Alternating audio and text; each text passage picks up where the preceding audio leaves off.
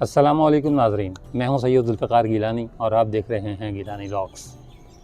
ये अप्रैल 1577 ईस्वी की बात है, जब तेहरान से एक काफ़िला जो है वो हिंदुस्तान के लिए रवाना हुआ।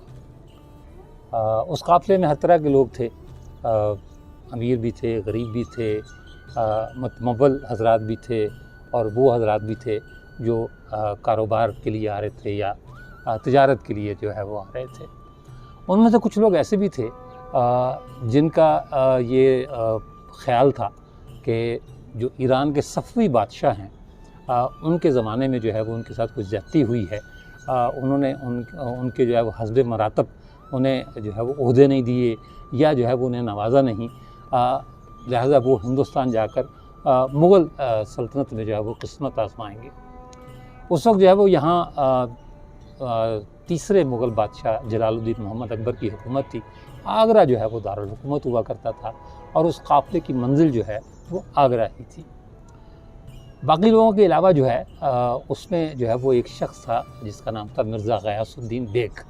वो अपने 2 बेटों, 1 बेटी और 1 बीवी के साथ जो है वो उस काफ़िले का हिस्सा था। बीवी जो है वो उसकी माँ बनने वाली थी। इस काफ़िले ने जो है वो तेहरान से ये रवाना हुआ। थोड़ा सा मिर्ज़ा ग़यासुद्दीन बेग के बारे में बता दूं कि इसके वालिद गिरामी जो है उनका नाम था ख्वाजा मोहम्मद शरीफ। तेहरान के जो है वो बहुत अमीर और वसा में इनका शुमार होता था। इनके हालात बहुत अच्छे रहे, लेकिन ये कि जब ख्वाजा मोहम्मद शरीफ का इंतकाल हुआ तो आहिस्ता आहिस्ता मिर्ज़ा ग़यासुद्दीन बेग के जो हालात हैं वो तंग होते गए और नौबत यहाँ तक आन पहुँची कि घर में फाके होने लगे और जो है वो जो मुंह में सोने का चम्मच लेकर पैदा हुए थे उन्हें 2 वक्त की रोटी भी नसीब नहीं थी। वो भी इस काफ़िले के हमरा थे। बीवी जैसा कि मैंने बताया कि वो माँ बनने वाली थी। इस काफ़िले ने जो है वो कंधार के करीब एक जगह पर पड़ाव डाला। अच्छा, उस ज़माने में जो है वो मंजिलों के हिसाब से सफ़र हुआ करते थे। एक मंजिल एक दिन में तय कर ली या 3 मंजिलें एक दिन में तय कर ली और उसके बाद जो है वो काफ़िले ने पड़ाव डाल लिया। पड़ाव का ये मतलब नहीं होता था कि सुबह जो है वो रात के वक्त काफ़िला पहुँचे और सुबह वहाँ से रवाना हो गया, बल्कि वो कई दिन वहाँ मुकीम रहा करता था और फिर वो अपनी अगली मंजिल की तरफ जो है वो बढ़ा करता था। कंधार के करीब जब इस काफ़िले ने पड़ाव डाला तो मिर्ज़ा ग़यासुद्दीन बेग की बीवी ने एक बच्ची को जन्म दिया जिसका नाम जो है वो रखा गया मेहरुन्निसा। मेहरुन्निसा का मतलब है औरत का सूरज। मेहरुन्निसा जो है वो मिर्ज़ा ग़यासुद्दीन बेग को बेटी की आमद की तो खुशी हुई, लेकिन परेशानी की बात ये थी कि उसके पास इतना था कुछ नहीं कि वो बेटी की परवरिश कर सकता। वो इस सोच में पड़ गया कि इस नई बच्ची को संभालें या जो पहले से 3 बच्चे हैं उनकी परवरिश करूं, और जो है वो ये सब कैसे होगा। उसने बीवी से मशवरा किया और तय ये पाया कि उस बच्ची को जो है वो वहीं छोड़ दिया जाए। लिहाजा उस मासूम बच्ची को, छोटी बच्ची थी चंद दिन की, अब हो सकता है हफ्ते की हो सकता है 10 दिन की हो सकता है 15 दिन की हो, उसे जो है वो वहाँ छोड़ दिया गया। पत्थरों के दरमियान में कपड़ों में लपेट कर लिटा दिया गया। इलाका चूँकि ठंडा है, कंधार का इलाका, तो उसे जो है वो गर्म कपड़ों में जो है वो लपेट कर वहाँ लिटा दिया गया और ये काफ़िला जो है वो आगे चल दिया। इसके पीछे पीछे एक काफ़िला जो है वो और आ रहा था। अच्छा, ये जो पड़ाव हुआ करते थे ये किसी एक काफ़िले के लिए नहीं होते थे, बल्कि जितने भी काफ़िले आते थे वो उसी जगह को जो है वो पड़ाव के लिए इस्तेमाल किया करते थे, क्योंकि वहाँ रहने की और खाने पीने की सहूलतें जो है वो दस्तयाब होती थी। दूसरा काफ़िला आया, वो वहाँ रुका तो उन्हें जो है वो काफ़िले के कुछ लोगों को किसी बच्ची के रोने की जो है वो आवाज़ सुनाई दी। उन्होंने जाकर देखा तो वाकई जो है वो एक बच्ची जो है वो कपड़ों में लिपटी हुई पत्थरों के दरमियान पड़ी थी और जो है वो रो रही थी। वो उठाकर जो है वो काफ़िला सालार जो है, मलिक मसूद नाम था उनका, उसके पास ले आए और मलिक मसूद को बताया कि ये बच्ची जो है वो पत्थरों के दरमियान पड़ी रो रही थी और हम इसको ले आए हैं। मलिक मसूद ने उस बच्ची को जो है वो साथ ले लिया और वो भी हिंदुस्तान की तरफ रवाना हो गया। मलिक मसूद जो है वो उसका मतलब हिंदुस्तान के दरबारों में यानी अकबर के दरबार में जो है वो आना जाना था और वो किसी काम के सिलसिले में ईरान गया हुआ था और तिजारत के काफ़िले के साथ जो है वो वापस आ रहा था। जब वो अगली मंजिल पर पहुँचे तो वहाँ उनकी मुलाकात जो है वो मिर्ज़ा ग़यासुद्दीन बेग और उसकी बीवी के साथ हुई और कहा यह जाता है कि वो जो बच्ची जो उसके साथ थी मलिक मसूद के साथ, उसके लिए उसे आया की तलाश थी जो उसे अपना दूध पिला सके, और ताकि ज़ाहिर है बहुत छोटी बच्ची थी दूध के अलावा वो जो है वो कुछ खा भी नहीं सकती थी। लिहाजा इत्तफ़ाक़ की बात यह है कि महरुन्निसा की माँ को ही उसकी आया की हैसियत से मुंतखब किया गया और महरुन्निसा ने अब एक आया के रूप में अपनी सगी माँ का दूध पिया। महरुन्निसा की सगी माँ ने आया के रूप में जो है वो उसको दूध पिलाना शुरू कर दिया और वो आहिस्ता आहिस्ता जो है वो उसकी सेहत भी बहाल होने लग गई, वो भी खुद भी ठीक हो गई और बिलाखिर ये काफ़िला जो है वो आगरा पहुंच गया। मैंने जैसे कि पहले बताया कि मलिक मसूद जो है वो उनका जो है वो आना जाना था दरबार अकबरी में और जो है वो उनकी वसातत से तनीज़ा ज़रा इसको भी थोड़ा सा जो है वो पैन करके दिखाते जाएँ और जो है ना वो मलिक मसूद का जो है वो दरबार अकबरी में जो है वो आना जाना था और उनकी वसातत से मिर्ज़ा ग़ियासुद्दीन बेग जो है उनका भी जो है वो आना जाना शुरू हो गया और इसी तरह मिर्ज़ा ग़ियासुद्दीन बेग की जो बीवी थी यानी महरुन्निसा की जो वालदा थी उसकी भी जो है वो रसाई हो गई दरबार तक। कहते हैं कि जो है वो अकबर जो है अकबर आज़म वो लाहौर आया हुआ था और यही बाग़ दिलकुशा जहाँ हम खड़े हैं। तनीज़ा ज़रा इस बाग़ दिलकुशा को दिखाइएगा। ये पीछे आपके फूल हैं बड़े खूबसूरत से। ये वाकई किसी ज़माने में तो वाकई ये बाग़ दिलकुशा होता था और जो है वो अकबर जो है वो लाहौर आया हुआ था और लाहौर में जो है वो एक मीना बाज़ार जो है वो इसी बाग़ दिलकुशा में जो है वो लगा हुआ था। कुछ लोग कहते हैं कि वो मीना बाज़ार जो इसी बाग़ दिलकुशा में था, कुछ लोग कहते हैं कि जो मौजूदा शालामार बाग है इसी जगह को पुराना बाग हुआ करता था, उस बाज़ार में मीना बाज़ार था और कुछ लोग ये कहते हैं कि जो लाहौर का गवर्नर हाउस है ये भी किसी ज़माने में मुग़लों का बाग हुआ करता था और वहाँ जो है वो एक मीना बाज़ार लगा हुआ था जिसमें जो है वो महरुन्निसा, उस वक्त महरुन्निसा की उम्र थी 13-14 साल, तो ये जो है वो उस मीना बाज़ार में शरीक थी। अकबर का एक ही बेटा था सलीम, जो मुमताज़ आलिम जो सूफ़ी थे उस वक्त के शेख सलीम चिश्ती, उनकी वसातत से जो है वो सलीम जो है वो पैदा हुआ था क्योंकि अकबर जो है उसकी औलाद नहीं थी कोई भी। और वो कहते ये हैं कि नंगे पाँव उसने शेख सलीम चिश्ती के मज़ार पर हाज़िरी दी थी और दुआ की थी कि या अल्लाह तूने मुझे सब हर तरह की नेमत से नवाजा है, बादशाहत दी, हर सहूलत मुझे मुयस्सर है, लेकिन मुझे औलाद नहीं दी, मुझे औलाद दे दे। कहा जाता है कि उस दुआ के नतीजे में जो है वो बेटा पैदा हुआ जिसका नाम शेख सलीम चिश्ती के नाम पर जो है वो सलीम रखा गया, जो आगे चलकर जो है वो जहांगीर बना। सलीम को जो है प्यार से शेखू भी कहा जाता था और ये उसका प्यार का नाम था।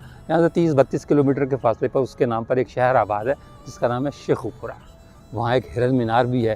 कहते हैं कि शेखू यहाँ शिकार के लिए आया करता था और वो हिरन जो है वो शिकार में उसकी मदद किया करता था और जब उसका इंतकाल हो गया हिरन का तो सलीम को बहुत अफसोस हुआ और उसने उसकी याद में हिरन मीनार जो है वो तामीर कराया था। तो खैर बहरहाल बात हो रही थी जो है वो महरुन्निसा की। महरुन्निसा उस जो है ना वो शरीक थी मीना बाज़ार में। सलीम जो है वो वली अहद सल्तनत तो था लेकिन नहायत अय्याश और नहायत ही जो है वो जिसे लापरवाह किस्म का इंसान जो है वो कहना चाहिए वो था। कहते हैं कबूतरबाज था सलीम जो है।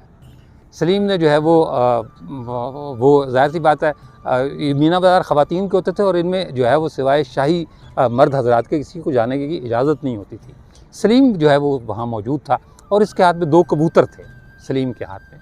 ये महरुन्निसा एक जगह खड़ी थी, इसने 2 कबूतर जो है वो उसको थमाए और तीसरे कबूतर के पीछे भाग खड़ा हुआ। क्योंकि थोड़ी देर के बाद जो है जब उसको जो है वो तीसरा कबूतर मिला या नहीं मिला ये तो नहीं पता, लेकिन जब वो वापस आया महरुन्निसा के पास तो उसके हाथ में 2 की जगह 1 कबूतर था। तो उसने महरुन्निसा से पूछा कि मैंने तो तुम्हें 2 कबूतर दिए थे और दूसरा कबूतर कहाँ गया? तो उसने कहा उड़ गया। तो सलीम ने पूछा कि कैसे उड़ गया? उसने दूसरा कबूतर भी हाथ से छोड़ दिया, उसने कहा ऐसे उड़ गया। कहते हैं कि वो अदा जो है वो सलीम को इतनी पसंद आई कि यही वो बात थी जो उसकी महरुन्निसा से मोहब्बत की बुनियाद बनी। लेकिन अकबर को ये पसंद नहीं था। अकबर की ये कभी ख्वाहिश नहीं थी कि वो एक ऐसे मुलाजिम से जो है वो उसकी बेटी से उसकी शादी करे जो बाहर से आया और किसी और की वसातत से दरबार में पहुंचा। लिहाजा उसने बड़ी शद्दोमत के साथ जो है वो इसकी मुखालफत की। ये कोई 3 से 4 साल जो है वो इनका इश्क जो है वो बाकायदा चलता रहा, मुलाकातें भी होती रहीं लेकिन अकबर ने जो है ये फ़ैसला कर लिया था कि इसकी शादी जो है वो सलीम की शादी महरुन्निसा के साथ नहीं की जाएगी। अकबर के बारे में ये कहा जाता है कि वो एक ज़िद्दी इंसान था, लिहाजा उसने ये तय कर लिया था कि महरुन्निसा की शादी जो है वो सलीम के साथ नहीं करनी। उसने एक नौजवान को मुंतखब किया जो ईरानी नस्ल तुर्क था, उसका नाम था अली कुली ख़ान। उसके साथ जो है वो नूरजहाँ की शादी कर दी गई। 1594 में ये शादी हुई, तब नूरजहाँ की उम्र जो है वो सिर्फ 17 साल थी। अच्छा, अब उसने सिर्फ यही नहीं किया कि अली कुली ख़ान के साथ जो है वो नूरजहाँ की शादी कर दी और उसे सलीम से दूर कर दिया, बल्कि उसने अली कुली ख़ान को ही आगरे से जो है वो बाहर निकाल दिया और बंगाल भेज दिया। बंगाल उस ज़माने में जो है मुग़ल सल्तनत का बहुत अमीर सूबा था। वहाँ एक जगह है बर्दवान, बर्दवान में उसने अली कुली ख़ान को जागीर अता की और जो है वो जागीरदार बनकर, और महरुन्निसा जागीरदार नहीं बनकर आगरा से जो है वो बर्दवान चले गए। बर्दवान में जो है वो महरुन्निसा का क़याम जो है वो 11 साल रहा, या कुछ लोग कहते हैं 12 साल रहा। इस अरसे में जो है उसने अपनी एक बेटी को जन्म दिया, जिसके बाद फिर वो कभी मां नहीं बन सकी। उस बेटी का नाम था लाडली बेगम।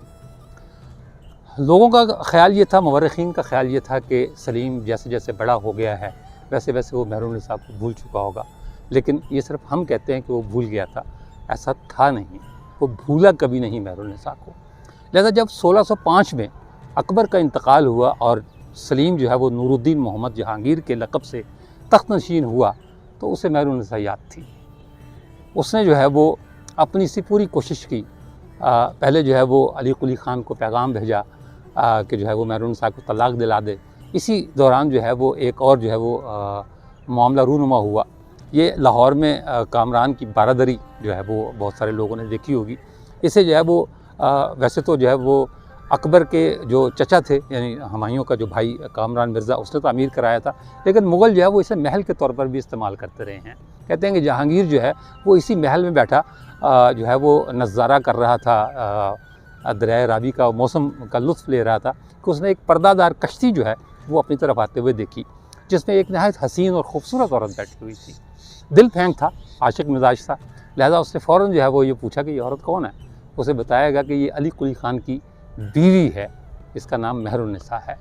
उसे वही महरुन्निसा याद आ गई जिसने उसका कबूतर छोड़कर कहा था कि यूँ उड़ गया। उसने अली कुली ख़ान को पैगाम भेजा कि महरुन्निसा को तलाक़ दे दो, लेकिन उसने इनकार कर दिया। अब जहांगीर के बारे में मौर्रखीन की दो राय हैं। वो कुछ मौर्रखीन ये कहते हैं कि जब अली कुली ख़ान ने इनकार किया महरुन्निसा को तलाक़ देने से, तो जहांगीर ने उसे कत्ल करवा दिया। और दूसरे मौर्रखीन ये कहते हैं कि ऐसा नहीं, लेकिन ये हकीकत है कि अली कुली ख़ान के कत्ल के पीछे जहांगीर का कोई ना कोई हाथ ज़रूर था, क्योंकि वो अपनी पहली मोहब्बत को नहीं भूला। तमाम तर दिल फेंक होने के बावजूद भी वो नहीं भूला। अच्छा, इस अरसे में उसमें एक और तब्दीली भी आ चुकी थी। अकबर के ज़माने में शेख मुजद्दद अल-अफ़सानी जो है वो बड़े पाए के जो है वो आलिम दीन थे, सूफ़ी बुज़ुर्ग थे। ज़िंदगी भर अकबर ने जो है वो उनकी मुखालफत की और जहांगीर ने जो है वो अपने बाप की रिवायत को जारी रखा। उसने भी शेख मुजद्दद अल-अफ़सानी की जितनी मुखालफत कर सकता था उसने की, लेकिन फिर जो है वो वक्त और हालात ने पलटा खाया और जो है वो जहांगीर जो है वो मुजद्दद अल-अफ़सानी का न सिर्फ मुतक़िद हो गया, बल्कि उनके हाथ पर उसने बैत भी कर ली। बहुत सी खुराफात उसने छोड़ दी, लेकिन शराब नहीं छोड़ी और अफ़यून नहीं छोड़ी। हर वक्त नशे में धुत रहता था। कहा जाता है कि उसने 3 कोशिशें की अली कुली ख़ान को कत्ल करवाने की। पहली कोशिश जो है वो उस वक्त की, उसको आगरे बुलवाया और एक शाही हाथी के पैरों तले कुचलवाने की कोशिश की, लेकिन वो नाकाम हो गई। दूसरी कोशिश उसने ये की कि उसके जो रिहाइशगाह थी वहाँ उसने 2 अफराद को भेजा और उन्हें कहा, उन्हें जो है वो ये टारगेट दिया गया था कि वो अली कुली ख़ान को कत्ल करें। और वो जो ये भेद तब खुला जब वो दोनों आपस में गुफ्तगू कर रहे थे। वो कातलाना हमला नाकाम हो गया, क्योंकि जो है वो एक जो है खंजर बरदार दूसरे को ये कह रहा था कि बादशाह सलामत ने हमें कत्ल करने के लिए कहा है, ज़ख्मी करने के लिए नहीं कहा। और तीसरी कोशिश उसने जो है वो अपने सामने अपनी मौजूदगी में की। नर्बदी के जंगलात में जो है ये शिकार के लिए गया। अच्छा, ये बादशाहों के शिकार भी बड़े अजीब हुआ करते थे कि जो है वो जंगल में जो है वो बादशाह के आदमी जो है वो फैल जाया करते थे और फिर जो है वो ये हांका लगाया करते थे चारों तरफ से, और उसके नतीजे में जो है वो जानवर उस तरफ बढ़ते थे जिस तरफ जो है वो बादशाह और उसके जो है वो लोग मौजूद होते थे। उन्होंने हांका लगाया, जो जानवर वहाँ आए उनमें जो है वो एक शेर भी था। बादशाह तो खुद हाथी पर सवार था, शायद शेर जस्त लगाता तो वहाँ तक पहुँच भी ना सकता। तो जहांगीर ने एक आखिरी कोशिश के तौर पर जो है वो सबको एक दावत मुबारज़त दी, एक दावत दी कि जी है कोई शख्स जो खाली हाथ से जो है वो शेर को शिकार कर ले। तो कहा यह जाता है कि अली कुली ख़ान जो है वो घोड़े पर से कूदा और उसने जो है वो शेर को जो है वो काबू में कर लिया और खाली हाथों से शेर को मार दिया। जहांगीर को खिफ़त तो बहुत हुई, लेकिन उसने जो है वो अपना भरम रखने के लिए अली कुली ख़ान को शेर अफ़ग़न का ख़िताब दिया। ये तीनों कोशिशें जो है वो नाकाम हो गई। उसके बाद जो है वो वक्त थोड़ा सा और गुज़रा, लेकिन जहांगीर जो है वो इस बात का मुतमन्नी था कि किसी न किसी तरह जो है वो मेहरुन्निसा वापस आ जाए। बंगाल का जो गवर्नर था कुतुबुद्दीन कोका, वो इसका जो है वो दूसरी भाई भी था, मुबोला भाई भी था, उसे जो है वो उसके पास बर्दवान भेजा। दोनों में तल्ख़ कलामी हुई। अली कुली ख़ान ने जो है वो कुतुबुद्दीन कोका को कत्ल कर दिया और कोका के साथ जो लोग थे, यानी कुतुबुद्दीन कोका के साथ जो लोग थे, उन्होंने अली कुली ख़ान को कत्ल कर दिया। यूँ नूरजहाँ बेवा हो गई और जो है वो दरबार शाही से ये हुक्म सादिर हुआ कि इस बेवा ख़ातून को जो है वो आगरे भिजवा दिया जाए। लिहाजा मेहरुन्निसा अपनी बेटी लाडली बेगम के साथ बर्दवान से आगरा मुंतकिल हो गई, जहाँ उसे जो है वो जहांगीर की सौतेली वालदा सुल्तान बेगम की खिदमत पर जो है वो मामूर कर दिया गया। अच्छा, मुग़लों में एक रिवाज ये होता था कि जब इनकी शादियाँ हुआ करती थी, क्योंकि इन्होंने हिंदुओं में भी शादियाँ की और दूसरे जो है मज़ाहिब की ख़वातीन से भी शादियाँ की, उनके नाम बदल दिया करते थे। यहाँ एक तारीख़ी सुक़्क़ मौजूद है। कुछ लोग कहते हैं कि जोधा बाई जो है वो जहांगीर की माँ थी और कुछ लोग ये कहते हैं कि जोधा बाई जो है वो जहांगीर की बीवी थी, लेकिन वो राजा मान सिंह की बहन थी और अकबर की बीवी थी। उसका नाम जो है वो मरियम ज़मानी बेगम जो है वो रखा गया था, जो जहांगीर की माँ थी। जोधा बाई का जो इस्लामी नाम था मरियम ज़मानी रखा गया था। टकसाली गेट के पास जो है वो मरियम ज़मानी मस्जिद जो है वो उसी की यादगार है। तो जो है वो ये सुल्तान बेगम जो है ये इसकी सौतेली वालदा थी। मेहरुन्निसा को जो है वो उसकी खिदमत पर मामूर किया गया और जो है वो मेहरुन्निसा अब जो है वो एक खादमा की हैसियत से कह लें या जो है वो उसकी जो है वो जो मतलब एक दरबारी खातून होती है उसकी हैसियत से सुल्तान बेगम के साथ रहने लगी। कहते हैं जहांगीर को 4 साल लगे मेहरुन्निसा को शादी के लिए रज़ामंद करने। पहली मोहब्बत तो थी जब वो बीवी बनकर महल में आई तो सबसे पहले उसे नूर महल का खिताब दिया गया और कुछ अरसे के बाद उसे नूरजहाँ का लक़ब मिला। नूरजहाँ बादशाह सलामत की 20वीं और आखिरी बीवी थी। कहा जाता है कि उससे शादी के बाद जहांगीर ने कभी किसी लौंडी, खादमा, कनीज़, दाश्ता किसी की तरफ जो है वो कोई रुजू नहीं किया, वो सिर्फ नूरजहाँ का होकर रह गया। आज हम उसी मलिका हिंदुस्तान नूरजहाँ के मकबरे पर जो है वो आए हैं, जो अपने वक्त की जो है वो ताकतवर तरीन ख़ातून हुआ करती थी। जहांगीर जो है वो इस हद तक उससे मोहब्बत करता था और नूरजहाँ जो है वो इस हद तक जो है वो जहांगीर पर हावी थी कि नूरजहाँ ने जो है वो अपनी शादी के कुछ दिन बाद ही अपने एक जो है वो मुलाजिम की ज़मीन वागुज़ार कराने के लिए एक हुक्मनामा जारी किया अपनी तरफ से, जहांगीर की तरफ से नहीं, जिस पर लिखा हुआ था, जिसके नीचे जो दस्तखत थे वो थे नूरजहाँ बादशाह बेगम। इससे आप अंदाज़ा लगा लें कि नूरजहाँ जो है वो कितनी ताकतवर थी। और जो दोनों की मोहब्बत थी वो अपनी जगह बिल्कुल यकताए रोज़गार थी। तस्के जहांगीरी आमतौर पर जो है वो मुग़ल अपनी बीवियों का ज़िक्र नहीं किया करते थे, अपनी मलिकाओं का ज़िक्र नहीं किया करते थे, लेकिन जहांगीर जो है वो अपनी तज़क में, यानी जो अपनी तज़क थी, अपनी जो खुद नविश थी, उसमें उसने 1614 ईस्वी में पहली बार नूरजहाँ का ज़िक्र किया और उसने बाकायदा तस्के जहांगीरी में लिखा कि मैंने सल्तनत नूरजहाँ को सौंप दी, मुझे सिर्फ 1 सेर गोश्त और 1 सेर शराब और आधा सेर गोश्त चाहिए, सल्तनत नूरजहाँ की है। यानी इस बात से आप अंदाज़ा लगा सकते हैं कि नूरजहाँ से वो किस कदर जो है वो मोहब्बत किया करता था। उसने तस्के जहांगीरी में लिखा कि नूरजहाँ जो है एक बेहतरीन साथी है, बेहतरीन फनकारा है, बेहतरीन पेंटर है और बेहतरीन शिकारी भी है। कहा जाता है कि एक दफ़ा जो है वो ये दोनों मियाँ बीवी शिकार को निकले और जो है वो 4 शेर सामने आ गए। तो जहांगीर ने जो है वो नूरजहाँ से कहा कि इन शेरों को मारो। कहा जाता है कि उसने 6 गोलियाँ चलाईं जिससे 4 शेर मरे, तब तक बंदूक ईजाद हो चुकी थी। तो इससे साबित होता है कि नूरजहाँ एक बेहतरीन जो है वो शिकारी भी थी। एक और वाक़या आपको बताऊं दोनों की मोहब्बत का। जितने भी मुग़ल बादशाह थे ये सारे के सारे जो है वो हनफी मसलक से ताल्लुक़ रखते थे, लेकिन नूरजहाँ जो है वो शिया मसलक से ताल्लुक़ रखती थी। नूरजहाँ मुग़लिया ख़ानदान की वो पहली मलिका थी जिसने बादशाह के साथ दरबार में बैठना शुरू किया।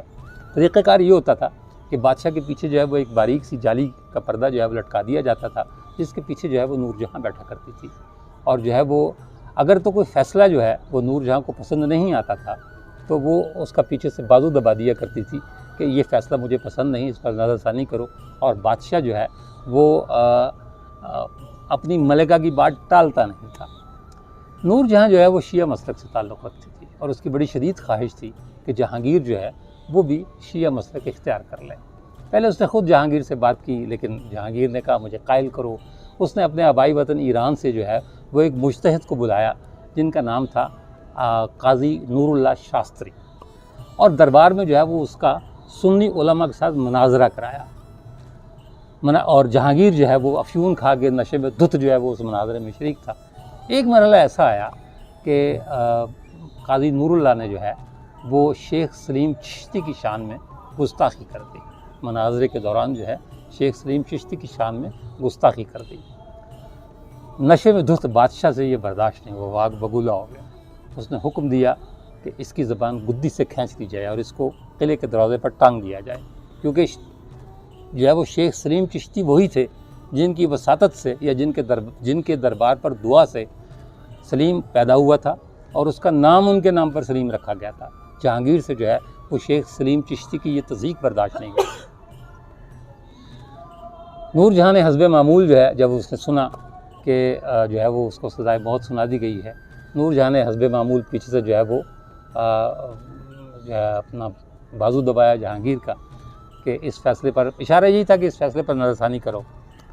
सज़ाए मौत तो वो थी जो दी जा चुकी थी। जहाँ कहते हैं कि जहांगीर ने पलट कर जो है वो अपनी मलिका की तरफ देखा और कहा, जाने मन दिल दिया है ईमान नहीं दिया। मतलब ये था कि सज़ा वापस नहीं ली जाएगी। काज़ी नूरुल्लाह को सज़ाए मौत दे दी गई, उनकी ज़ुबान गुद्दी से खींच दी गई और उन्हें जो है वो किले के दरवाजे पर लटका दिया गया। आगरे में आज भी जो है वो काज़ी नूरुल्लाह की कब्र मौजूद है और मसलक जो है वसनाए अशरी हज़रात का, उसमें उन्हें शहीद सालस के नाम से जो है वो याद किया जाता है। 1611 में शादी हुई। 20वीं बीवी नूरजहाँ अपने वक्त की ताकतवर तरीन खातून, खूबसूरत तरीन खातून, कहते हैं बहुत खूबसूरत थी नूरजहाँ। तीखी जो है वो नाक थी, गोरा चिट्टा रंग था, बड़े बारीक होंठ थे और बहुत मोटी मोटी गुलाबी आँखें थीं। ये नूरजहाँ का हुस्न जो है वो मुवर्रिखीन ने जो है वो बयान किया है। नूरजहाँ को लाहौर से बहुत मोहब्बत थी और उसका एक शेर, फ़ारसी मुझे नहीं आती इसलिए मैं वो शेर भी आपको नहीं सुना पाऊँगा, लेकिन उसका तर्जुमा मैं बता देता हूँ। कहती थी उसे, नूरजहाँ ने अपनी ज़िंदगी के ज़्यादातर हिस्सा जो है वो लाहौर में बसर किया।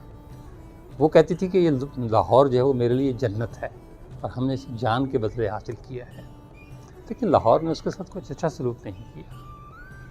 1611 में होने वाली शादी 1627 में उस वक्त ख़त्म हो गई जब जहांगीर का इंतकाल हो गया। लेकिन इससे पहले नूरजहाँ जो है वो एक सिपह सालार था, महाबत ख़ान नाम था उसका। उसने जो है वो जहांगीर को कैद कर लिया। नूरजहाँ ने जो है वो बाकायदा एक फ़ौज तरतीब दी, फ़ौज की कमान करती हुई महाबत ख़ान तक पहुँची और अपने शौहर को छुड़वा लाई। लेकिन जब वो कश्मीर से वापस आ रहा था 1627 में, तो उस वक्त जो है वो उसे नहीं बचा पाई, क्योंकि मकबूजा कश्मीर में एक जगह है राजौड़ी, उसके मकाम पर जो है वो जहांगीर का इंतकाल हो गया। और जहांगीर की चूँकि वसीयत थी कि मुझे लाहौर में जो है वो दफन किया जाए, लिहाजा गुजरात के मकाम पर नूरजहाँ ने जो है उसकी अंतड़ियाँ निकाल दी जहांगीर की। और अंतड़ियाँ इस वजह से निकाली गई कि लाहौर पहुँचने तक जो है वो उसकी लाश से बू आने लगती, क्योंकि उस ज़माने में कोई आजकल की सहूलतें तो मौजूद नहीं थी कि कोई जो है वो कोई बर्फ़ में कोई रखा जाता है या कोई इस तरह का मामला होता, कोई सर्द खाना कोई टाइप की चीज़ नहीं थी। गुजरात में जो है वो इसकी अंतड़ियाँ दफन है जहांगीर की। वहाँ भी एक जो है वो मकबरा जहांगीर का मकबरा कहलाता है और हर साल वहाँ मेला भी लगता है। वो अंतड़ियाँ जो है वो कहते हैं कि जहांगीर की वहाँ दफन थी।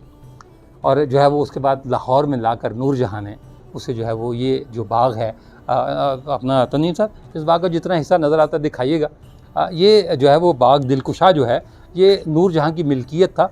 जो है वो अकबर बादशाह का मुसाहिब था, एक नवाब मेहदी कासिम ख़ान उनका नाम था, और ये बाग बेसिकली जो है वो उनकी मिल्कियत था। लेकिन जब नूरजहाँ की शादी जो है वो हुई जहांगीर के साथ, तो उन्होंने ये बाग जो है वो नूरजहाँ को जो है वो हदिया कर दिया था, तोहफ़ा दे दिया था। ये बाग बहुत बड़ा है। ये जो है वो इसी बाग के दरमियान में जो है वो नूरजहाँ ने अपने शौहर को दफन किया, जहांगीर को। ये जो दीवार सामने नज़र आ रही है, इसके पार रेलवे लाइन है। जब अंग्रेज़ों ने रेलवे लाइन बिछाई तो ये बाग दिलकुशा को जो है वो दूसरे हिस्से में कर दिया गया, 2 हिस्सों में तकसीम कर दिया गया, वरना ये दूर तक फैला हुआ है। जहांगीर के मकबरे का व्लॉग जो है वो आप देख चुके हैं, और आपने देखा कि वो जो है कितना वसी इलाका है। ये सारे का सारा एक ही बाग था। उस बाग के वस्त में जो है वो उसने अपने शौहर को दफन किया, और जो है वो नूरजहाँ अकेली रह गई। इसलिए अकेली रह गई कि जो उसका मालिक था, जो उससे प्यार करता था, जो उसकी नाज उठाया करता था, वो इस दुनिया में नहीं रह गया था। नूरजहाँ की बड़ी कोशिश थी कि जहांगीर की बादशाहत का तसलसल कायम रखे, इसीलिए उसने अपनी बेटी लाडली बेगम की शादी जो है वो जहांगीर के एक और बेटे शहरयार से कर दी। लेकिन शहरयार बादशाह नहीं बन सका, बादशाह शाहजहां बन गया। यहाँ आपको हम आजकल बड़ा रोना रोते हैं कि जी आजकल के खून सफ़ेद हो गए हैं, रिश्तों की परवाह नहीं करते। लेकिन मैं आपको नूरजहाँ के सगे भाई की बात बताता हूँ। तनीम साहब, ये सामने एक गुंबद नज़र आ रहा होगा, ये सामने गुंबद, ये आसिफ जाह का मकबरा है। इसका जो है वो व्लॉग भी आप देख चुके हैं। ये बाग दिलकुशा का हिस्सा ही है ये, लेकिन ये रेलवे लाइन के पार है। ये नूरजहाँ का सगा भाई है। इस नूरजहाँ के सगे भाई ने, आसिफ जाह इसका नाम है, इसकी बेटी का नाम जो है वो अर्जुमन बानो बेगम है, जो शाहजहां की बीवी थी और जिसकी याद में ताजमहल बना था। ये नूरजहाँ का सगा भाई है। इसने जो है वो नूरजहाँ के दामाद यानी शहरयार को जो है वो उसकी आँखों में गरम सलाइयाँ फिरवा कर उसे अंधा कर दिया था, और अपनी बहन को कैद कर दिया ताकि शाहजहां जो है वो बादशाह बन सके। लेकिन शाहजहां को इतना लिहाज था कि जब उसने हालात पर काबू पा लिया तो उसने नूरजहाँ को नहायत इज़्ज़त और एहतराम के साथ रिहा कर दिया था। कहते हैं कि जो है वो नूरजहाँ के पास जो है वो अपने बाप और अपने शौहर की बहुत ज़्यादा जायदाद थी, लेकिन इसके बावजूद शाहजहां ने उसे बहुत इज़्ज़त दी और 2 लाख रुपए सालाना जो है वो उसका वजीफ़ा मुकर्रर किया, जो आखिरी वक्त तक नूरजहाँ को मिलता रहा। 2 काम जो है वो उसने जहांगीर की मौत के बाद नहीं किए। एक काम तो उसने ये किया कि लाहौर से कदम बाहर नहीं निकाला। कुछ लोग कहते हैं कि वो शाही किले से नहीं निकली थी, लेकिन जब जो है वो मकबरा बन रहा था जहांगीर का, तो वो मकबरे के साथ जो है वो एक उसने अपने लिए एक छोटा सा महल बनाया था, वहाँ वो मुकीम रही और बाकी अरसा उसने शाही किले में गुजारा। कुछ लोग कहते हैं कि वो शाही किले से नहीं निकली, लेकिन असल बात यह है कि वो लाहौर से नहीं निकली। और दूसरा काम उसने ये किया कि उसने जहांगीर के मरने के बाद 18 साल वो ज़िंदा रही। 1645 में उसका इंतकाल हुआ। उसने सफ़ेद कपड़ों के अलावा कोई कपड़ा नहीं पहना। क्यों? उसकी वजह भी मैं बता देता हूँ आपको कि जब जो है वो जहांगीर शादी की जो है वो पेशकश लेकर उसके पास गया, तो नूरजहाँ ने जो है वो कहते हैं सफ़ेद कपड़े पहने हुए थे, जबकि उसकी खादमाएँ जो है वो रंगीन कपड़े उन्होंने पहने हुए थे। तो जो है वो जहांगीर ने नूरजहाँ को टोका कि तुम्हारी खादमाएँ जो है वो उन्होंने तो रंगीन कपड़े पहने हुए हैं और तुमने सफ़ेद कपड़े पहने हुए हैं, तो तुम्हें भी जो है वो इनकी तरह ज़र्क बर्क कपड़े पहनने चाहिए। नूरजहाँ ने उसको जवाब दिया था कि रंगीन कपड़े पहनने से कोई मलिका नहीं बन जाती, कोई शहज़ादी नहीं बन जाती। शहज़ादी सफ़ेद कपड़ों में हो या रंगीन कपड़ों में वो शहज़ादी रहती है, और खादमा अगर जितने चाहे ज़र्क बर्क कपड़े पहन ले वो खादमा ही रहती है। कहते हैं जहांगीर को ये उसका जवाब जो है वो बेहद पसंद आया, और इसी पसंद की वजह से नूरजहाँ ने 1645 तक यानी अपनी मौत तक सफ़ेद कपड़ों के अलावा कोई कपड़ा नहीं पहना। एक उसने लाहौर से कदम बाहर नहीं निकाला अपने शौहर की गैर मौजूदगी में। यूँ कह लें कि वो 18 साल उसने इद्दत में गुजार दिए। हम आज उसी नूरजहाँ के मज़ार पर आए हैं जो कभी मुग़ल दरबार की रौनक हुआ करती थी, अपने वक्त की ज़हीन व फतीन खातून, अपने वक्त की ताकतवर तरीन मलिका। आज के दौर में कहते हैं ना कि जो लोग जो है वो फ़लाँ को देखकर फ़ैशन जो है वो रंग बदलता है, नूरजहाँ को देखकर जो है वो अपने ज़माने का फ़ैशन रंग बदला करता था। यहाँ आपको जो है वो इस उजड़े हुए मकबरे में ले जाने से पहले 2 बातें नूरजहाँ की और बता दूँ आपको कि गुलाब का इत्र जो है वो नूरजहाँ की ईजाद है। कहते हैं कि इसी बाग दिलकुशा में हौज़ में जो है वो अर्क़े गुलाब डलवा कर मियाँ बीवी यानी बादशाह और मलिका दोनों गुस्ल किया करते थे। एक दिन जो है वो हौज़ को अर्क़े गुलाब से भरा गया। सूरज की तपिश ज़्यादा थी उसमें बुलबुले उठने लग गए और वो जो है वो सुकड़ना शुरू हो गया। नूरजहाँ ने सूंघ कर देखा, उसमें से गुलाब के फूल की खुशबू आ रही थी। वो गुलाब का इत्र था, जिसे नूरजहाँ से मंसूब किया जाता है। गुलाब का इत्र जो है वो नूरजहाँ की ईजाद है। और दूसरी चीज़, आपकी महफिलों में चांदनियाँ बिछती हैं, सफ़ेद रंग की चादरें, किसी का कुल हो, किसी की शादी हो, किसी का दस्तरखान लगे, खाना खाने की कोई वो हो, तो अगर ज़मीन पर बैठकर खाना खाए तो सफ़ेद रंग की एक चादर बिछती है जिसे चांदनी कहा जाता है। वो चांदनी जो है वो नूरजहाँ की इख्तरा है। सबसे पहले चांदनी जो है वो नूरजहाँ ने इस्तेमाल की और करवाई। आइए उस जो है वो अजीम मलिका के उजड़े हुए मकबरे में चलते हैं, जो अपने ज़माने में कहते हैं कि जो है वो रोशनियों की सफ़ीर हुआ करती थी। अपने शोहर की आंखों का नूर तो थी ही थी, वो पूरे जहान का नूर थी, क्योंकि उसका लक़ब था नूर जहां। और ये उसका उजड़ा हुआ मकबरा है। ये जो है वो ये उसकी कब्र है, दोनों माँ बेटी की। अस्सलामु अलैकुम मलिका हिंदुस्तान। भाईजान ज़रा उठेंगे या नूरजहाँ के साथ आपको भी बना लें? आपकी बड़ी मेहरबानी सरकार। वैसे ये देख लिया करेंगे काबा इस तरफ है या इस तरफ है। ये जी ये कतबा जो है, हाँ मैं एक चीज़ और बता दूं कि सिखों ने जो है वो इस मकबरे को बर्बाद कर दिया। ये ज़रा ऊपर का भी हिस्सा दिखाइएगा अपना तनवीर साहब। ये जो है वो सारा संग मरमर लगा हुआ था। ये मकबरा नूरजहाँ ने जो है वो ख़ुद अपने हाथों से बनवाया था, अपनी निगरानी में। कहते 4 साल लगे थे इसको बनने में और इस पर 3 लाख रुपए खर्च हुए थे।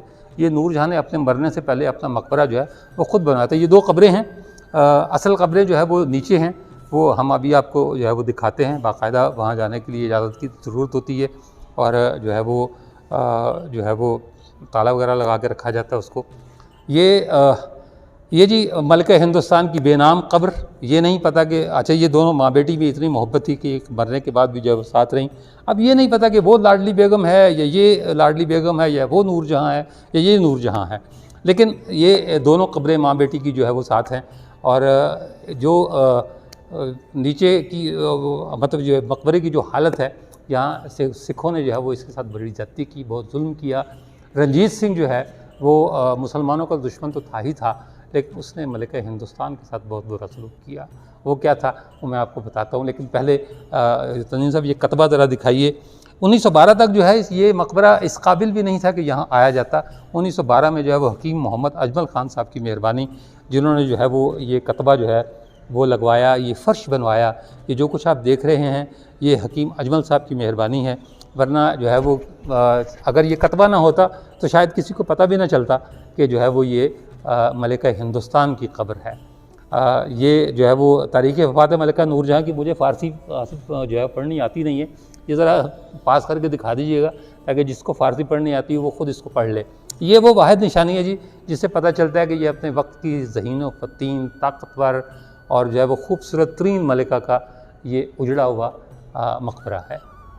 हम चल रहे हैं जी आपको मलिका हिंदुस्तान नूरजहाँ की कब्र दिखाने के लिए जो ज़ेर ज़मीन तहखाने में है। आइए जो है वो आपको कब्र दिखाएं और ये भी बताएं कि वो किस हालत में है।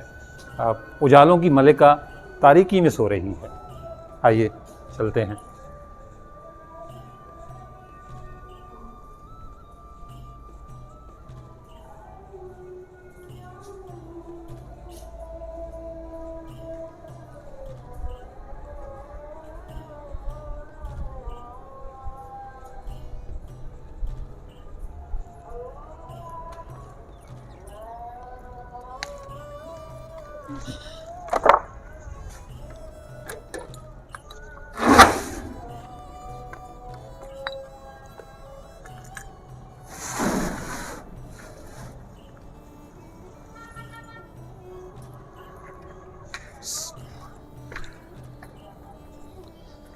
ये जी तहखाना है और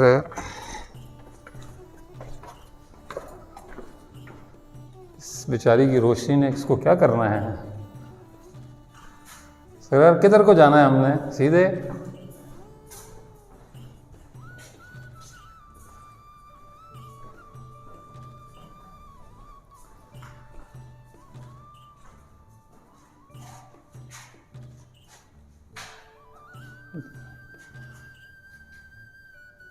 ये जी कोई मेरा ख्याल सुरंग है शायद। ये इधर से अंदर जाना पड़ेगा। हाँ जी, इधर से अंदर जाना पड़ेगा। अस्सलामु अलैकुम मलिका हिंदुस्तान।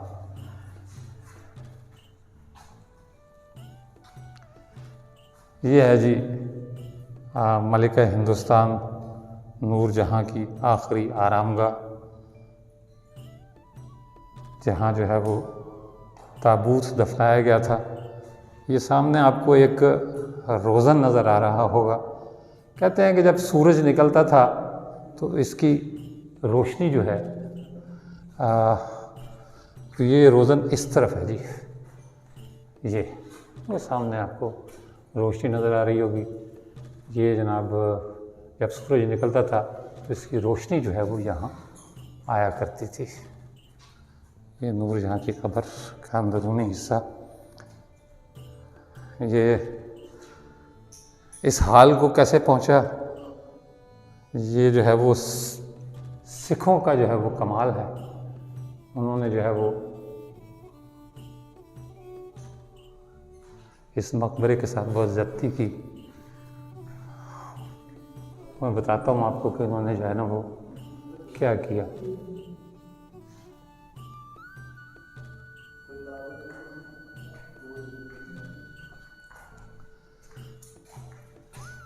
इस चारों तरफ रोज़न बने हुए। अच्छा, ये भी कहा जाता है कि यहाँ कोई एक सुरंग हुआ करती थी जो जहांगीर के मकबरे को जाया करती थी।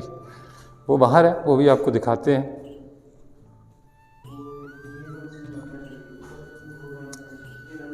ये जी हिंदुस्तान की मलिका यहाँ सो रही है।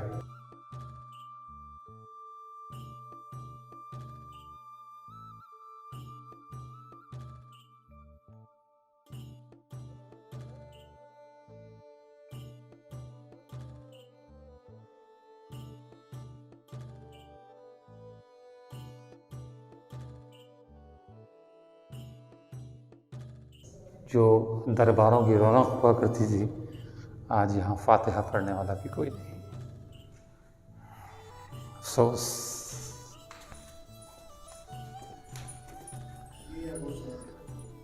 अच्छा, ये सुरंग जो है, इसके बारे में ये जो दरवाज़ा है, ये कहते हैं कि जी ये जहांगीर के मकबरे को जाया करती थी। लेकिन 1988 में यहाँ सैलाब आया था, जिसकी वजह से पानी यहाँ गया था और उस वजह से ये बंद कर दी गई थी। अच्छा जी, 1988 में जो है वो तनीम साहब ने हमें बताया है, और साथ हमारे जो है वो नाम ले लूँ आपको, साथ हमारे हैदर साहब हैं।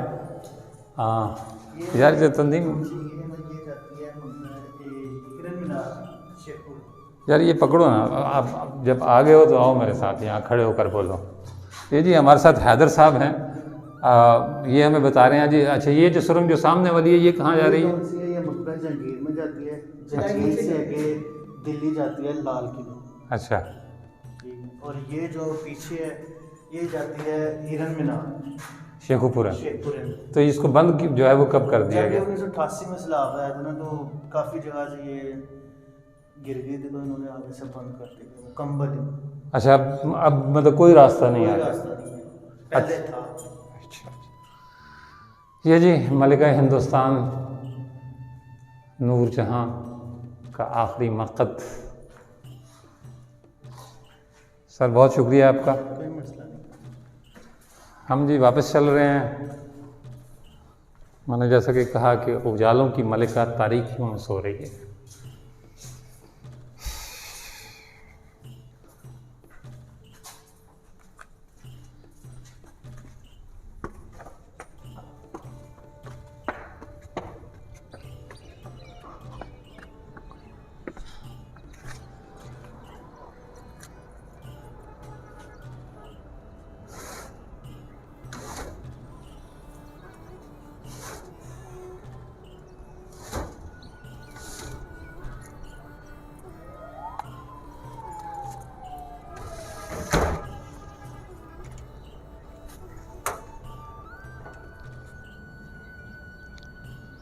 मैं ज़ाती तौर पर जो है वो अक्सर ये कहता हूँ और इस बात का शदीद कायल हूँ कि रंजीत सिंह जो है वो मुसलमानों का बदतरीन दुश्मन था और मुसलमानों से वो शदीद तरीन नफ़रत करता था। 1801 से 1839 तक वो बरसर इक़्तिदार रहा और उसने इस 39 साल के अरसे में, 40 साल के अरसे में मुसलमान बादशाहों की कब्रों, उनके मकबरों और मसाजिद के साथ जो सलूक किया वो जो है वो किसी तौर भी इस काबिल नहीं है कि उसका ज़िक्र किया जाए। सुनहरी मस्जिद, मरियम ज़मानी मस्जिद और बादशाही मस्जिद, इनको उसने बर्बाद करके रख दिया। जितने कीमती नवादरात जहांगीर के मकबरे में थे, आसिफ जाह के मकबरे में थे या दूसरे मकाबिर में थे, उसने वो संगे मरमर तक उतरवा लिए और अमृतसर का जो गुरुद्वारा है उसको बनाने के लिए उसने मुसलमान बादशाहों के तमाम मकबरे उजाड़ दिए। ये नूरजहाँ का मकबरा जो आपको नज़र आ रहा है, इसके साथ जो है वो उसने बहुत ज़्यादती की। अल्लाह जाने उस एक आँख वाले काणे बादशाह को या महाराजा को इस जो है वो मलिका नूरजहाँ से क्या दुश्मनी थी कि उसने सिर्फ यही नहीं किया कि इसका जो है वो संगे मरमर उतारा, बल्कि उसने जो है वो जो मैंने अभी हमने आपको जो है वो कब्र दिखाई है नूरजहाँ की, जो मतलब नीचे तहखाने में मौजूद है। ये ऊपर वाले छत के साथ जो है वो 2 कड़े लगे हुए थे, जिनके साथ जो है वो 2 ताबूत लटके हुए थे। एक ताबूत में लाडली बेगम की लाश थी और एक ताबूत में जो है वो नूरजहाँ का जसद खाकी था। उसने जो है वो दोनों माँ बेटी के जसद खाकी जो है वो ताबूत में से निकलवा लिए। शायद वो देखना चाहता था कि अपने वक्त की हसीन तरीन औरत जो है वो इस वक्त किस हाल में है। बात समझ में नहीं आती, लेकिन ये एक मुसलमानों के साथ नफ़रत का नतीजा था। कहाँ जो है वो 1645 में जो है वो नूरजहाँ का इंतकाल हुआ और 1801 में जो है वो बरसर इक़्तिदार आया। तकरीबन 150-200 साल का जो है वो फ़र्क है। उसने नूरजहाँ के ताबूत में से जो है वो लाश निकाल ली और लाश क्या थी, ज़ाहिर सी बात है वो हड्डियों का पिंजर जो है वो बाकी बचा हुआ था। इतने अरसे में जो है वो गोश्त तो रहना नहीं था।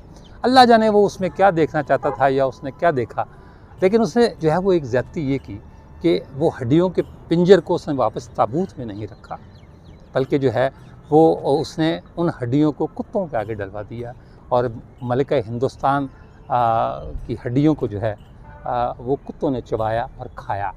वो जो परली तरफ लेटा हुआ है इस दीवार की परली तरफ, ये उसकी मलिका थी। वो इसके नाज उठाया करता था।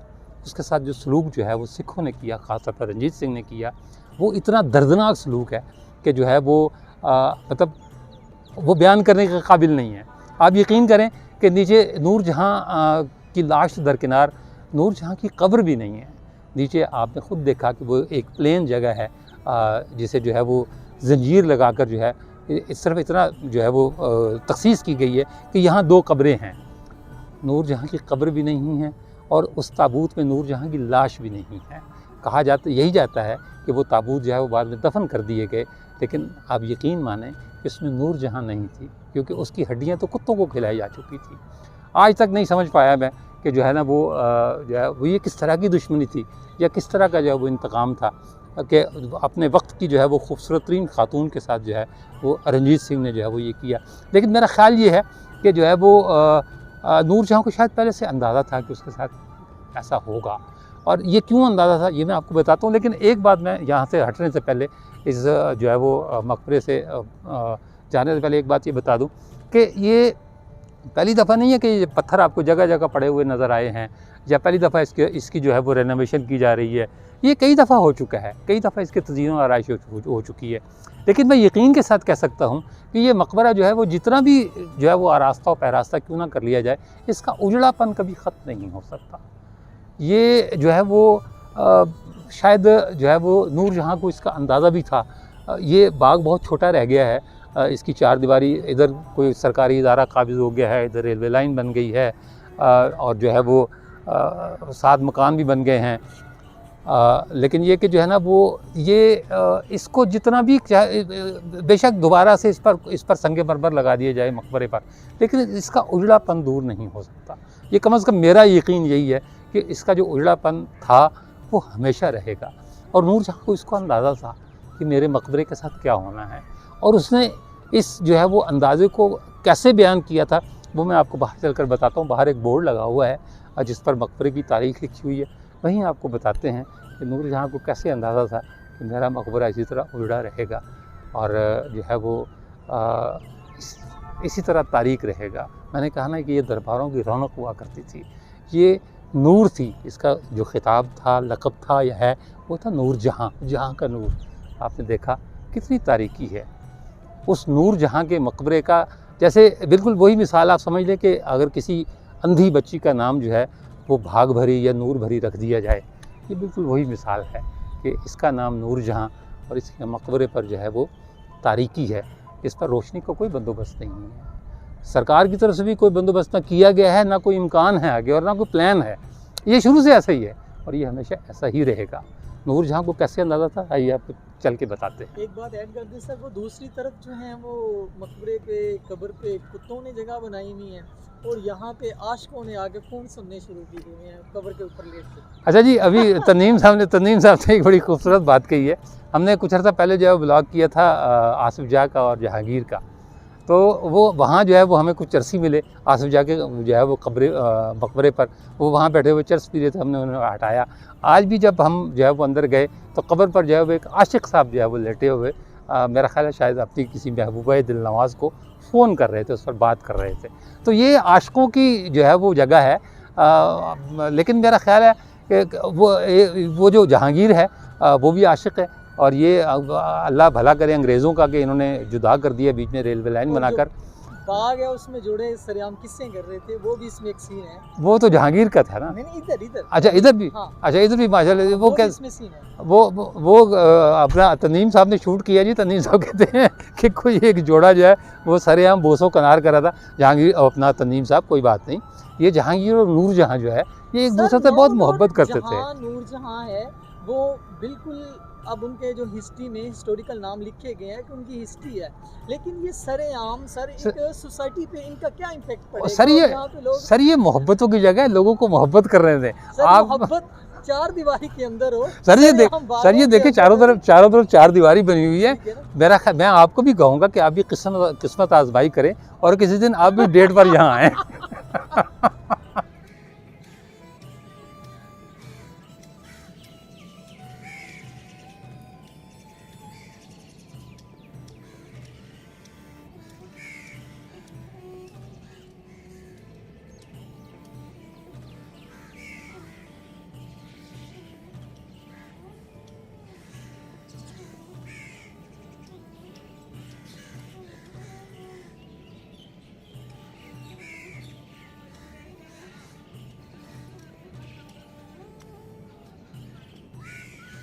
अच्छा जी, वादा तो आपसे ये था कि आपको चलकर बताते हैं कि नूर जहाँ को कैसे अंदाज़ा था कि उसके मकबरे पर ये उजड़ापन जो है वो हमेशा रहेगा। लेकिन दरमियान में तनीम साहब ने जो है वो एक शोशा छोड़ा कि जी जो है वो जहांगीर के मकबरे की तरह जो है। शोशा नहीं छोड़ा मैंने, हकीकत पे मबनी बात और अपनी आंखों से भी देखी है। आजा चले उसका यकीन करें और उसको खुल के बयान करें। अच्छा बहरहाल जी, तनीम साहब ने जो है वो मुझे बताया कि जी जहांगीर के मकबरे की तरह जो है वो ये नूर जहाँ का मकबरा जो है वो भी डेटिंग पॉइंट है। और मैं जो है वो सिर्फ तनीम साहब को, क्योंकि तनीम साहब जो है वो अकेले हैं, शादीशुदा नहीं है और ये डेट शीट भी नहीं मारते, तो मैं इस जो है वो ये छोटी सी जो जगह बनी हुई है, क्या इसको क्या कहूँ मैं, बैठने की जो जगह बनी हुई है, मैं तनीम साहब को यहाँ लेकर सिर्फ इसलिए बैठा हूँ कि तनीम साहब को ये तसल्ली हो कि कोई औरत ना सही उनके साथ डेट मारने वाला कोई तो है। तो मैं जो है वो इससे पहले कि जो है वो इसका इख्तिताम करें ब्लॉग का और ये बताएं कि नूर जहाँ को कैसे अंदाज़ा था कि उसके मकबरे का जो है वो उजड़ापन इसी तरह रहेगा। मैं तनीम साहब को लेकर चंद मिनट के लिए यहाँ बैठा हूँ ताकि तनीम साहब का ये एहसास से महरूमी दूर हो जाए कि वो डेट मार रहे हैं तो मैं डेट क्यों नहीं मार रहा। मेरा ख्याल तनीम साहब आपका ये एहसास से महरूमी दूर हो गया होगा। तो अब यहाँ बैठने का ये रीज़न था। अब जो इससे आगे की कहानी है वो किसिंग वाली और बोसो कनार वाली, वो मैं नहीं कर सकता, उसके लिए मेरी तरफ से माजरत है। उसके लिए तनीम साहब को खुद कोशिश करनी पड़ेगी। मेरी कोशिश होगी कि जब नेक्स्ट टाइम आएँ तो ये मोबाइल मेरे हाथ में हो और तनीम साहब जो है वो इस मोबाइल के सामने हो और मैं ये जो जिस चीज़ का नाम आपने लिया ना उसमें और डेट मारने में बहुत फ़र्क है। डेट जो है में वो आशिक जो है वो मर गए हैं, वो लैला मजनू, वो साहिब, ठीक है ना, ये चीजें खत्म हो गई हैं। और सर नहीं ऐसा नहीं है। रांझे के बारे में भी जो हिस्ट्री है वो गलत बयान की गई है, वो भी सर वो बड़ी पड़ी सर। अभी थोड़ी देर पहले जो है वो आपने शूट किया है एक हीर रांझे को, हीर लेटी हुई थी सफ़ेद कपड़े पहनकर। मुझे नूर जहाँ याद आ गई कि जो है वो नूर जहाँ ने भी सफ़ेद रंग के कपड़े कभी नहीं छोड़े और यहाँ जो खातून लेटी हुई थी वो भी सफ़ेद रंग के वो कपड़े उसके पहन, कदम में जो लेटी हुई थी, वो खुल के बयान करे। हाँ वो जो चेक वाले शर्ट वाले जो नौजवान हैं, इनके साथ जो खातून लेटी हुई है, जो लड़की लेटी हुई है, उसने भी सफ़ेद रंग के कपड़े पहने हुए हैं। तो मुझे ऐसा ही लगा कि नूरजहाँ शायद कब्र में से निकल कर यहाँ आकर लेट गई है ताकि हम उसे शूट कर सकें। अल्लाह ताला ने कुछ लोगों में जो है वो ऐसी हिस्सें पैदा की होती हैं कि उन्हें वक्त से पहले अंदाज़ा हो जाता है कि क्या होने वाला है। मैं इसे अंदाज़ा ही कहूँगा या अलक़ा जो है वो कहूँगा, क्योंकि इल्हाम मैं इसे नहीं कह रहा, क्योंकि इल्हाम जो है वो अल्लाह ताला की तरफ से पैगम्बरान अज़्ज़ाम की तरफ जो है वो मंसूब है। आप इसे छठ हीज़ कह सकते हैं। और कहते हैं कि नूरजहाँ जो है वो अपनी ज़हानत की वजह से उसकी छठ हीज़ बड़ी तेज़ थी। वैसे तो जो है वो तुर्की ज़बान भी बड़ी रवानी से बोलती थी, लेकिन फ़ारसी की बहुत अच्छी शायरा थी। और तारीख़ हमें ये बताती है कि अपने शौहर यानी जहांगीर के साथ जो है ये बरजस्ता शेरों का मुकाबला भी किया करती थी। तो जो है वो फ़ारसी की जो है वो बहुत ही मतलब नामवर अपने दौर की जो है वो शायरा थी। बहुत सारे अशार जो है इसके मशहूर हैं। और मैंने थोड़ी देर पहले ज़िक्र किया था आपसे कि नूरजहाँ को शायद जो है वो पहले से ये अंदाज़ा था कि उसके मकबरे के साथ जो है वो क्या होने वाला है। मैं आपको बताता हूँ, लेकिन उससे पहले ये एक बोर्ड लगा हुआ है जो इन्होंने लगाया हुआ है आर्कियोलॉजी वालों ने। मकबरा नूरजहाँ, इस पर इसकी थोड़ी सी तारीख़ लिखी हुई है कि महरुन्निसा यानी नूरजहाँ मुग़ल हुक्मरान जहांगीर की चहेती बीवी थी। उसने 1645 में 72 साल की उम्र में वफ़ात पाई। ये मकबरा गालिबन उसने अपनी ज़िंदगी में ही 4 साल की मुद्दत में मुकम्मल करवाया था। मकबरे की चौकोर इमारत 40.84 मीटर मुरब्बे पर मुहीत है। इसकी बुलंदी चबूतरे से 5.89 मीटर है। कालबुदी छतों वाले तमाम कमरे संगमरमर से मुज़य्यन थे, जिन्हें सिख अहद हुकूमत में उखाड़ दिया गया। ये मैं आपको बता चुका हूँ पहले। अंदरूनी फर्श पर संगमरमर और बैरूनी चबूतरे पर संगे अबरी और बैरूनी दीवारों पर संगे सुर्ख लगाया गया था, जिस पर संगमरमर, संगे अस्वद और पीले पत्थर की जुड़ाव से सजावट की गई थी। सिख दौरे हुकूमत के दौरान मकबरे के तमाम आराशी पत्थर उखाड़ दिए गए थे और उसके तहखाने को खोदने का हुक्म दिया गया था, जहाँ पर नूरजहाँ और उसकी बेटी लाडली बेगम की असल कबूर थी। उसके कमरे से जो मिला वो लाशों के 2 संदूक थे, जो कमरे में लोहे के कुंडों के ज़रिए लटके हुए थे। कुंडे उखाड़ दिए गए और लाशों के संदूक ज़ेर ज़मीन दफन कर दिए गए। मकबरे का मौजूदा मरकज़ी हिस्सा संगमरमर से मुज़य्यन फ़र्श और चबूतरे पर मुश्तमिल है। इस पर 2 कब्रें हैं, एक मलिका नूरजहाँ की और दूसरी उसकी बेटी लाडली बेगम की है। ये फ़र्श 1912 में दिल्ली के हकीम अजमल ख़ान ने बनवाया था। संगमरमर के तावीज़ बेहतरीन कारीगरी से तैयार किए गए हैं।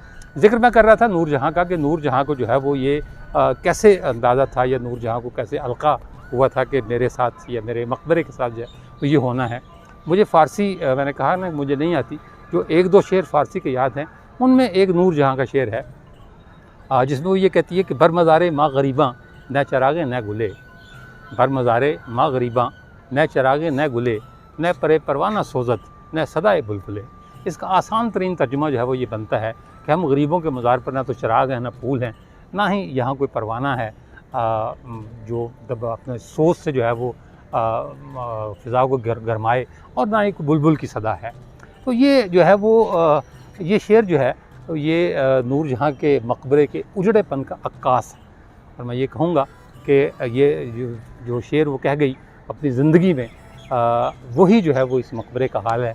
मैंने पहले भी कहा कि इस मकबरे को जितना चाहे रेनोवेट कर लिया जाए, जितनी चाहे इसकी तज़ीन व आराइश कर ली जाए, लेकिन इसका उजड़ापन जो है वो ख़त्म नहीं हो सकता।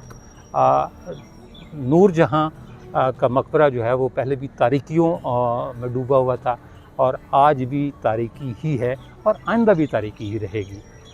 मैं अब आज का व्लॉग इतना ही, लेकिन व्लॉग ख़त्म करने से पहले एक दफ़ा फिर जो है वो नूरजहाँ का यही शेर, बर मज़ारे माँ गरीबां न चरागे न गुले, न परे परवाना सोजत न सदाए बुलबुले। इंशाअल्लाह ताला फिर किसी मोड़ पर, फिर किसी तारीख़ की किसी और कहानी के साथ, कोई नूरजहाँ होगी, कोई जहांगीर होगा, कोई लाडली होगी, मैं होऊंगा, अल्फाज होंगे और इंशाअल्लाह ताला आप होंगे। तब तक के लिए इजाज़त दीजिए। अल्लाह हाफ़िज़।